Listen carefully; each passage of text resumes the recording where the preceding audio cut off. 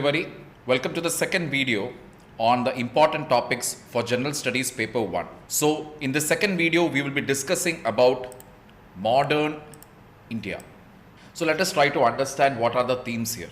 So firstly, a question on Lord Dalhousie and his contribution towards modern India. In 2013 it was asked, and needless to say, yes, it is marked in yellow.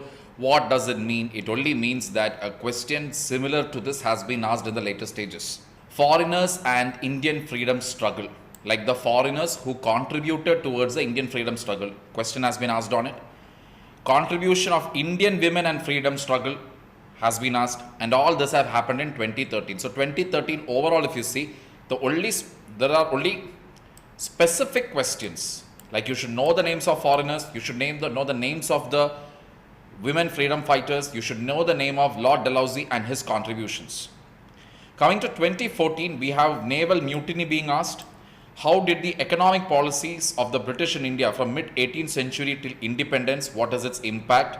Now this is a topic which is easily available in Indian Economic Development NCERT textbook 11th standard. You can read it, you will get the material from there. Empire shaking battles, why was it fought in Panipat? Drafting of the Constitution and Government of India Act 1935. This is the other topic that is asked in 2015. So overall, if you see, the nature of the questions is very random. It is coming from here, there, everywhere. And if you talk about the drafting of the Constitution or the historical background of the Constitution, please refer Lakshmikant. Got it? Moving on. Indian independence without Gandhi 2015. So what would India's independence be if Gandhi was not there? It's again a hypothetical question, and you need to analyze the various events here and give an answer. What was the difference in approaches of Mahatma Gandhi and Subhash Chandra Bose? Question was asked in 2016. Contribution of Indian women towards the freedom struggle during the Gandhian phase. Again, the question is asked in 2016. So this is the only slight difference. Here specifically they have said within the Gandhian phase what was their contribution. Coming to Uprising of 1857 and how did the British policies evolve later. Yes, we are making again a reference to the various acts that were passed after 1857. Once again, you can refer Lakshmikant for the same. What were the objectives that got added to the vision of Indian independence since the last century? That is from 1917 onwards, what were the objectives that were added? That is the implication here. And then we are talking about women and social reforms. So once again, if you see the aspect of women, their contribution towards the freedom struggle, how social reforms have helped in bettering the position of women in the Indian society, all these are important topics. And if you study for these right now, the advantages, your prelims portions also becomes easier for you. Clear? Moving on.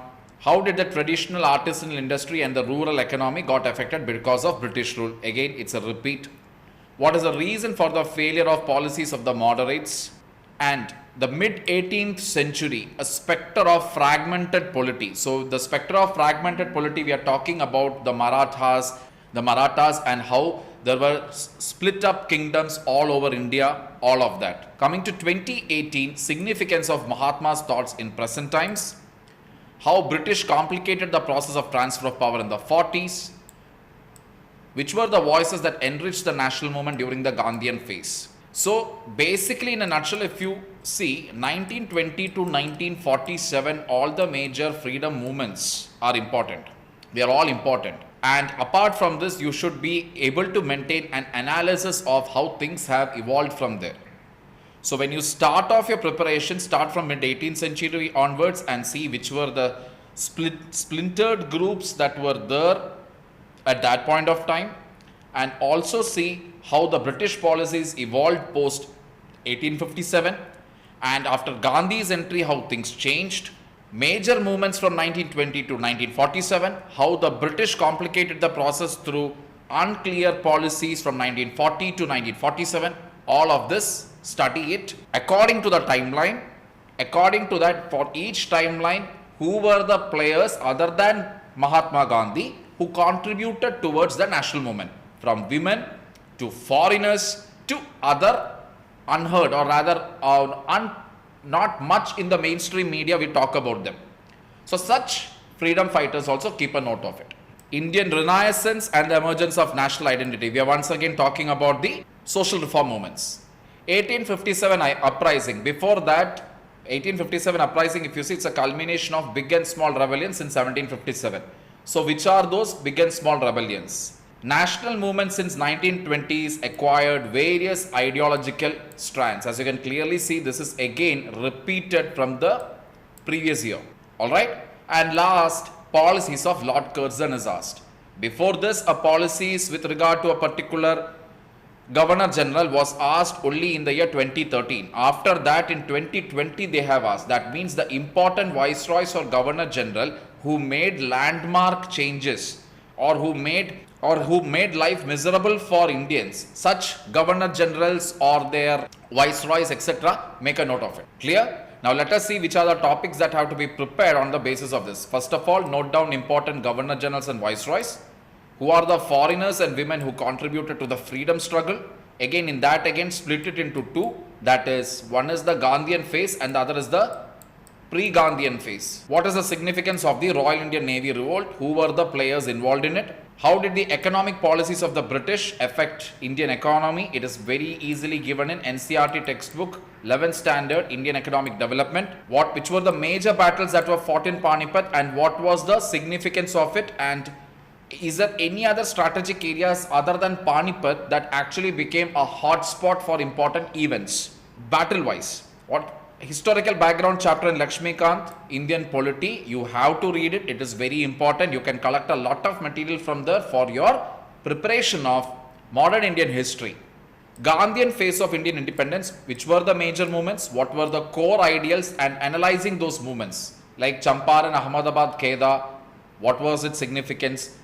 Then Rowlatt Satyagraha, non-cooperation movement, civil disobedience movement, Gandhi's whole ideology of struggle, truce, struggle policy, how Gandhi's certain ideas or ideologies were not liked by some of the core Congress members, all of that. Subhash Chandra Bose and Indian National Army, INA.